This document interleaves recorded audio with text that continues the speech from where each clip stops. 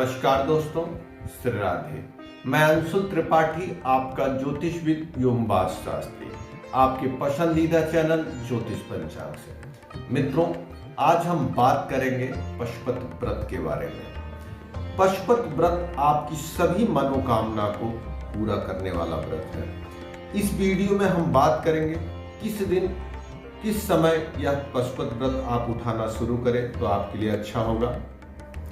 विधि की संक्षिप्त चर्चा करेंगे, क्या खाएं क्या न खाएं, और इससे संबंधित बहुत सारे प्रश्न हमारी पिछली वीडियो में आए थे, जिसके बारे में कोशिश करके इस वीडियो में हम बात करेंगे। और अब हम शुरू करते हैं। सबसे पहले पशुपत व्रत। पशुपत व्रत अपने आप में पूर्ण सक्षम व्रत है सभी मनोकामना पूरी करने के लिए। आपको आर्थिक समस्या है, घर में कर्ज अधिक है, बीमारी चल रही है, पति सुख आपका अच्छा नहीं है, किसी कन्या का विवाह नहीं हो रहा है, किसी पुरुष का भी विवाह नहीं हो रहा है, नौकरी नहीं मिल रही है, घर में किसी भी प्रकार की समस्या हो, इस व्रत को आप करिए, आपकी मनोकामना पूरी होगी। यह व्रत अपने आप में अद्भुत व्रत है। लोगों के अनुभव में आया है, जिन लोगों ने पूरी निष्ठा और भाव से इस व्रत को किया है, उनकी मनोकामना अवश्य पूरी हुई है। बेहद आसान और सरल तरीके से किया जाने वाला यह व्रत है। मात्र 5 सोमवार करना इस व्रत की गिनती में रखा गया है। जगह जगह अलग अलग संख्या में इसके बारे में बात की गई है। ऐसे विषम संख्या में व्रत रखने का प्रचलन है भारतीय संस्कृति में। 5, 7, 11, 21, 41, मिनिमम 5। आप 5 करें, 5 आपके लिए शुभ होगा। इस व्रत को प्रारंभ करने से पहले सबसे महत्वपूर्ण चीज, आप संकल्प जरूर करें। और संकल्प में आप कितने दिन व्रत रखेंगे इसकी चर्चा करें। किस मनोकामना पूर्ति के लिए आप यह व्रत कर रहे हैं इसकी बात कर लें। संकल्प के बारे में पीछे भी हमने बताया है। आपको अपना नाम, पिता का नाम, गोत्र, कहाँ निवास करते हैं और किस दिन, किस घड़ी, किस वर्ष, ये सारी चीजें आपको संकल्प में बतानी होती है। सहज रूप से हिंदी में जो आपको समझ में आए उसी भाषा में आप संकल्प जरूर बोलें। अब हम बात करते हैं इसकी विधि के बारे में। सबसे पहली चीज, सोमवार के दिन आप सुबह उठ जाएं, अपनी नित्य क्रिया करने के बाद भगवान भोलेनाथ के लिए एक बेहतरीन थाली सजाएं। उस थाली में भगवान भोलेनाथ को जितनी चीजें पसंद हैं सब सजा लीजिए। वहां पे क्या क्या चीजें रखें उससे संबंधित कुछ चीजों को हम आपको यहाँ पर बता देते हैं। बेलपत्र, भांग, मदार, धतूर, गाय का दूध, चंदन, रोली, कपूर, केसर, दही, अक्षत, शहद, चीनी, मौसमी फल और गंगा जल, जनेऊ, वस्त्र भी न हो, रुई रख सकते हैं आप चढ़ाने के लिए। रुई ही पर्याप्त है, लेकिन उसमें हल्दी लगा दें। सफेद पुष्प या सफेद पुष्प की माला, शमी पत्र और लौंग, सुपारी। देखिए, पान भगवान को अगर समर्पित किया जाता है, इससे भगवान अत्यंत प्रसन्न होते हैं। किसी भी देवी देवता को अगर आप पान का बीड़ा चढ़ाते हैं तो कहा जाता है आपकी सभी मनोकामना पूरी होती है। ये कुछ सूक्ष्म सामान है जो भगवान भोलेनाथ को आप ले जाकर समर्पित करें और उनका अभिषेक करें। अभिषेक करने के बाद घर पर थाली वापस लेकर चले आए और दिन भर भगवान भोलेनाथ का चिंतन और मनन करते रहें। कोशिश करें पंचाक्षरी मंत्र या कोई भी मंत्र लेकर भगवान भोलेनाथ का दिन भर मानसिक रूप से जाप करते रहें। फलहार के संबंध में अगर बात की जाए तो सूक्ष्म फलहार आप ग्रहण कर सकते हैं, मीठा फलहार आप ग्रहण कर सकते हैं, लेकिन नमक का निषेध है। भगवान भोलेनाथ के लगभग व्रतों में नमक का सेवन नहीं करना चाहिए। पुनः शाम को आप मंदिर जाने की तैयारी करिए। जो थाली आप वापस लाए हैं उसी थाली में 6 दीपक घी के तैयार करिए और भगवान को समर्पित करने के लिए आप प्रसाद बनाइए।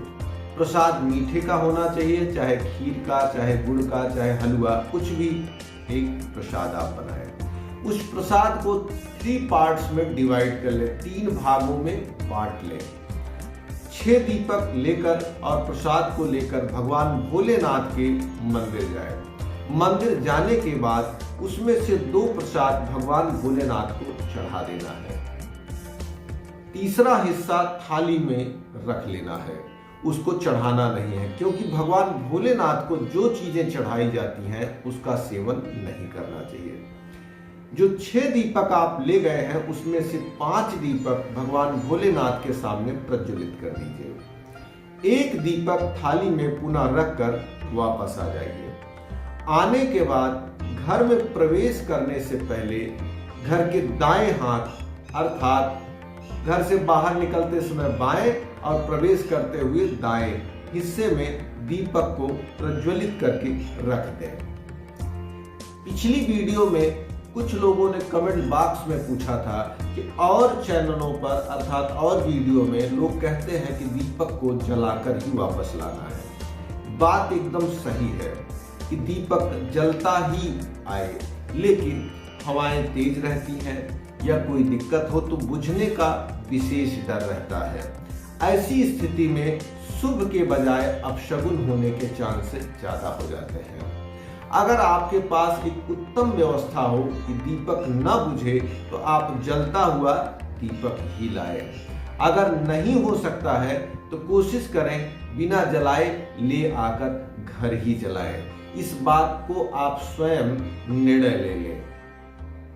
इसी तरीके से आप घर वापस आने के बाद वो जो प्रसाद का हिस्सा वापस लाए हैं, रात्रि को जब आप अपना फलहार पुनः लेंगे तो उस हिस्से में आप खाएंगे और घर वालों को भी उसी हिस्से से वितरित कर देंगे। यह पूरे दिनचर्या का वर्णन था पशुपत व्रत के बारे में, जो बेहद सरल और हर व्यक्ति के करने लायक है। अब हम बात करते हैं पशुपत व्रत को उठाना कब है।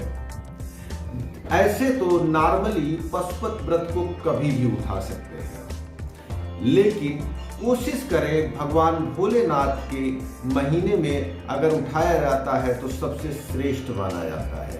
नहीं तो जिस वर्ष मलमास न लगा हो उस वर्ष इस व्रत को उठाना और श्रेष्ठ माना जाता है।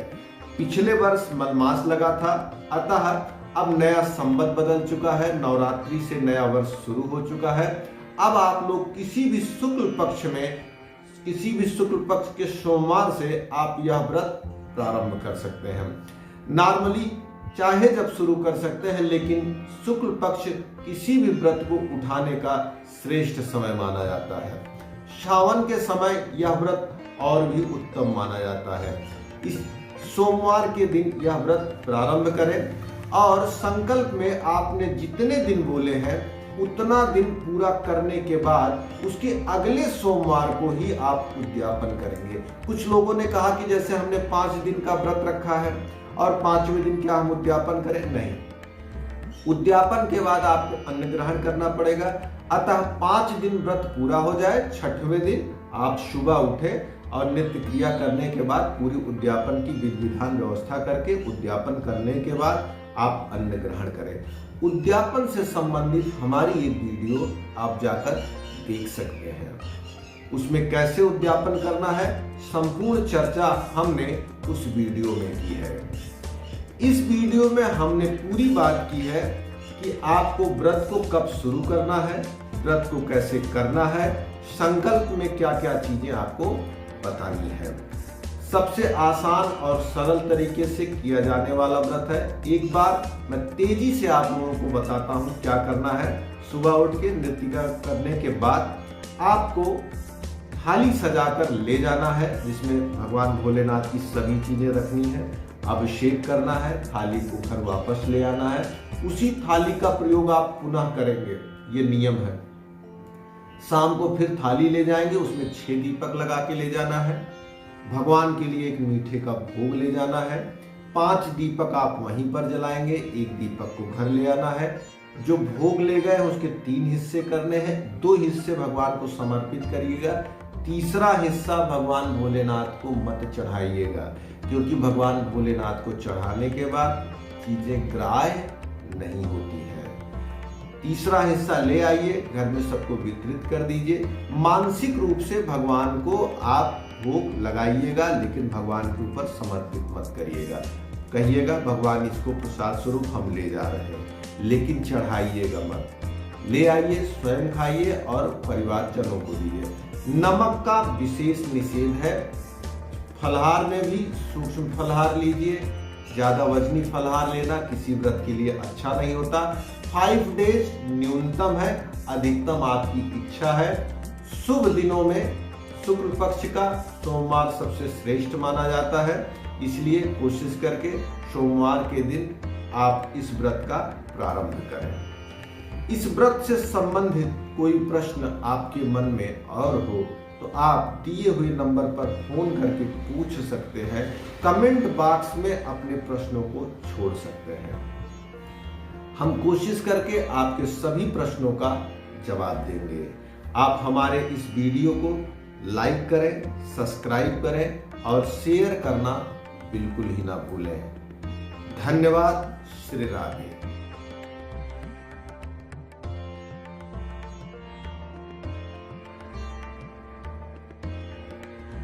उम्मीद करती हूँ आपको वीडियो पसंद आया होगा, तो इसे लाइक करना ना भूलें।